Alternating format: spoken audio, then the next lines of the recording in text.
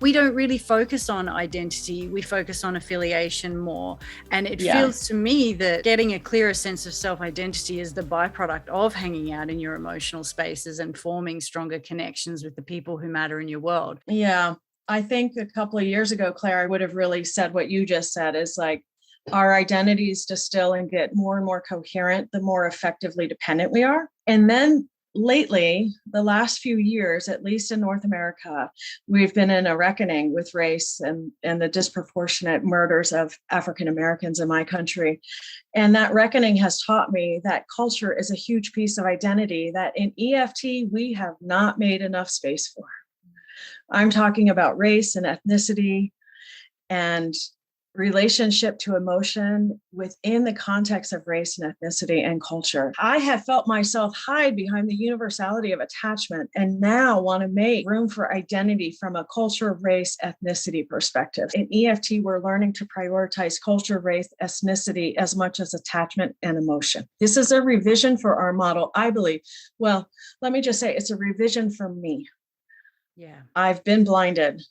I haven't done enough and I'm doing better and I'm always learning. And I'm wondering how that might have changed subtly the way that you work with people now. I actually see culture, race, and ethnicity as a much bigger part of process, whereas before, I'm ashamed to say, I thought of culture as content.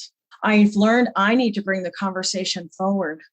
Whether on the surface we have similarities or differences, I need to ask and have been surprised that a new client of mine that is in a heterosexual marriage identifies herself as queer. And so I'm really glad I asked about cultural identity and how these two lovely people didn't know how to talk about that, because that's often my next question is based on your cultural identity and your race and your ethnicity and all that you're sharing with me. Help me know how emotions were part of that or not.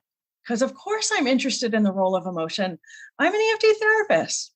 And then the third layer of this assessment around culture, race, and ethnicity is, can you talk with each other about these most important pieces of your culture and your culture's relationship to emotion? And that's been fascinating. How do we talk with each other about that? And let's prioritize emotion. Again, because threat is just simply at its nature an emotional phenomenon.